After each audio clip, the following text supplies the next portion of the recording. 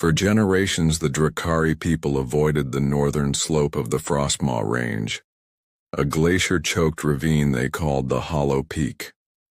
Legend says it's where the wind speaks in dead tongues, and the ice preserves not just the body, but the soul. When prey began disappearing and hunters never returned, the elders reluctantly marked the territory as tethered to the ancients. But Kael, eager to prove himself after his brother's mysterious disappearance a year prior, volunteered to investigate. Armed with a bone-etched spear, a firestone pendant, and only half-believed stories in his head, he ventured toward the forbidden slope. The journey began under a blood-red dawn. The wind howled unnaturally, not just across the mountain, it circled him, as if whispering secrets. As he climbed deeper into the frostbitten forest, he found unnatural signs, claw marks too wide for any known predator, and trees hollowed from within, pulsing faintly with warmth. Inside one, he found a human skull, cracked from the inside out. That night, Kael lit a sacred ember torch and chanted protective verses. But the whispers didn't stop. They grew clearer. He calls to you. Blood for ice. Breath for echo.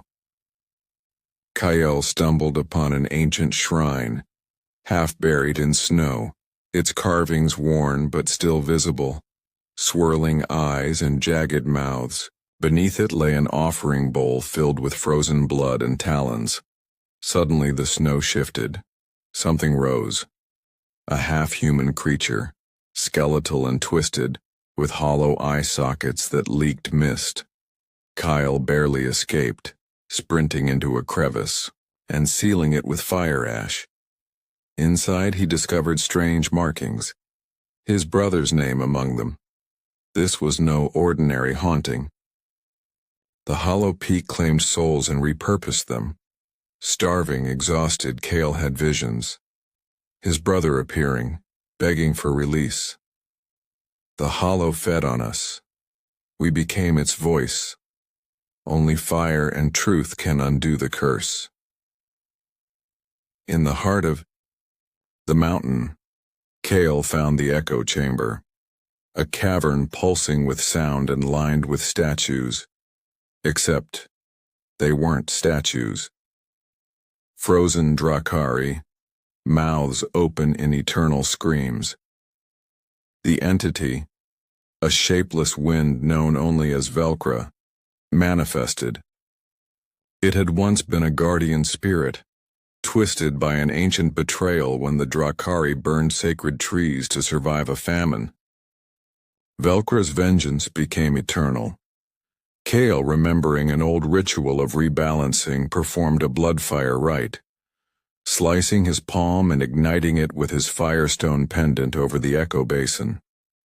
Spirits screamed, winds cracked, and the chamber began collapsing. Kael escaped with his brother's spirit whispering guidance. He climbed the collapsing ice tunnel, chased by frost wights, former hunters reanimated by Velcro. At the summit, Kael cast his pendant into the abyss, shouting the true name of Velcro learned from cave runes. A blinding light. Silence. Then, the mountain exhaled. The hollow was no longer cursed. The wind was still. Kael returned to his tribe. Changed. His eyes bore flickers of ghostlight. He spoke only once of what happened. But now, when the wind howls over the Frostmaw Range, it speaks his name. Would you face the mountain that devoured your kin, even if it meant losing your soul? Tell us in the comments. Don't forget to like, share, and subscribe to the Story Haven for more haunted legends from